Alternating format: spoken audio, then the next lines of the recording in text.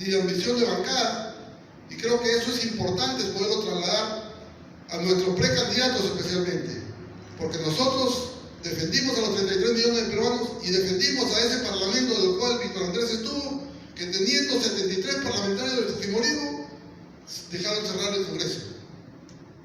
Y nosotros, a pesar que Vizcarra dijo, este es mi gabinete, o estos son mis congresistas, que fue el día que recibimos la credencial que todos debemos recordar al Jurado Nacional de Elecciones, ahí estuvo Vizcarra entregando las credenciales conjuntamente con el Jurado Nacional de Elecciones, haciendo notar que ese era su Congreso de la República. Pocos éramos los parlamentarios que teníamos experiencia parlamentaria. Y quizás, creo yo, que si mi primer vicepresidente hubiese sido un congresista con experiencia parlamentaria, quizás no hubiésemos terminado como terminamos.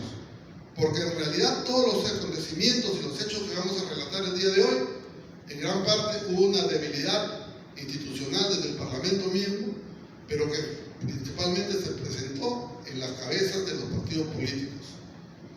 Aquí en el libro nosotros en esta oportunidad hemos puesto los Twitter de los políticos que tuiteaban, que atentaban prácticamente donde decía Merino golpista, renuncia, o Merino calladito, pon un paso al costado, debe renunciar.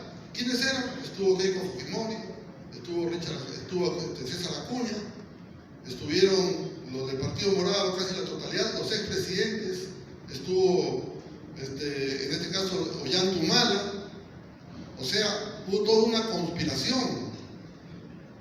Dina Boluarte, la actual presidenta, o sea, hubo una conspiración contra un régimen constitucional legítimo, no contra Manuel Merino, sino contra la constitución política. Así como cuando Valentín Paniagua llegó a la presidencia a los 8 meses y se procesaron a militares y se condenaron, este Congreso debió haberse preocupado, y aprovecho que está mi correligionario Edwin Martínez, para que al menos quede una iniciativa de investigación sobre los hechos que acontecieron en el 2020 para que no haya impunidad, que muy bien lo ha relatado Lilian, que creo que nosotros como peruanos tenemos que ayudar a que el Perú conozca la verdadera historia. Y esa tarea tenemos que marcarla fundamentalmente por el bien de la juventud, de la niñez, por el bien del Perú. Y yo les cuento que la percepción que yo tuve era que Vizcarra nunca quiso que el Congreso nuestro llegue a juramentar. Porque es un tema muy simple. Recordemos que la pandemia fue declarada en el mes de diciembre o en el mes de noviembre del año anterior, del año 2019. Sin embargo, se permitió más de 150 toneladas de mascarillas que salgan del Perú y que se vendieron a China. Y más de eso, el día 16 de marzo, 3 días antes de que nosotros vayamos a juramentar al Parlamento Nacional, se declaró el confinamiento. Y Vizcarra se atrevió a llamar a la presidenta de las juntas preparatorias para que ella postergue la juramentación de nuestro Parlamento. Y ella me convoca a decirme, porque ya nosotros como partido político habíamos designado quién podía ir a la mesa directiva y había que ir a socializar con las demás bancadas para armar la mesa o para ser parte de la mesa. Y terminamos presidiendo la mesa. Pero en ese momento ella me convoca y me dice, me ha llamado a un Consejo de Estado y me están pidiendo que postergue la juramentación. Nos juntamos con algunos parlamentarios que tenían experiencia, que acompañaron en ese periodo, y algunos correligionarios, y dijimos, nada, que tenemos que tratar de buscar que podamos instalar el Parlamento.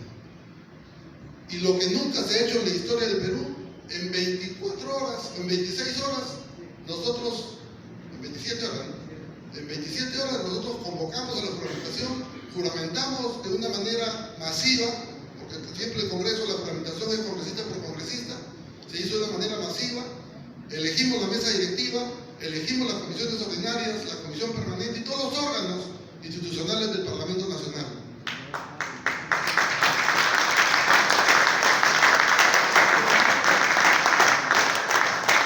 ¿Qué significó eso?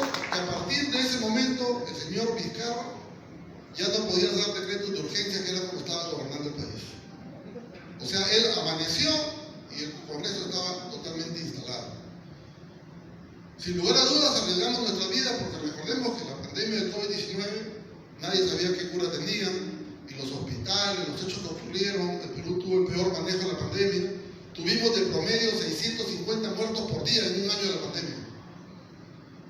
Sin embargo, para los caviares esos acontecimientos no existen. Existen solamente los 2 muertos de Merino, Bindi y Brian.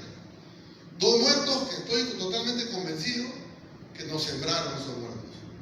Porque nosotros habíamos estado en Palacio conjuntamente con el ministro de Defensa, el ministro del Interior, habíamos convocado al Servicio de Inteligencia para ver los acontecimientos ocurridos en el país el mismo día sábado. Y no nos gustó, personalmente a mí, y yo conversé con Chávez Cruz, no sé si recuerdas, que me dijiste que hay que cambiar al jefe de la DINI, porque no hubo un convencimiento de una explicación que realmente convenza. Más información teníamos en los medios de comunicación que masivamente 8, 10 horas, 12 horas publicaban, especialmente los acontecimientos, digamos, de poder deteriorar, de debilitar al Congreso, de debilitar a la Presidencia de la República, y definitivamente la estrategia que había armado Vizcarra le funcionó. Yo fui una persona no creyente en las redes, a pesar de haber tenido la presidencia del Congreso, nunca creí en las redes. Me visitaron un grupo de jóvenes para instalar un grupo de redes, y yo dije, no necesitamos redes. Y nosotros desde el Congreso, sí puedo decirlo, en este momento, conjuntamente con todos ustedes, que solamente con la Constitución y con el reglamento del Congreso salíamos a dar declaraciones de respuesta a la manera como Vizcarra quería seguir debilitando el Parlamento Nacional, porque Vizcarra estratégicamente debilitó al Parlamento anterior y quería debilitar este Parlamento que era nuevo. Salíamos a contestarles y eso nos permitió posicionarnos con más del 52% de aprobación, en el caso particular como presidente del Congreso. Una aprobación que nunca antes la tenía un Parlamento, porque los Parlamentos siempre se debilitan por la misma situación que no somos ejecutivos, no manejamos presupuesto, y consecuentemente el parlamentario que hace fiscalización, que hace control político y que legisla, la población no lo siente. Y el enemigo, que es el que el día de hoy está dominando las calles, porque estos efectos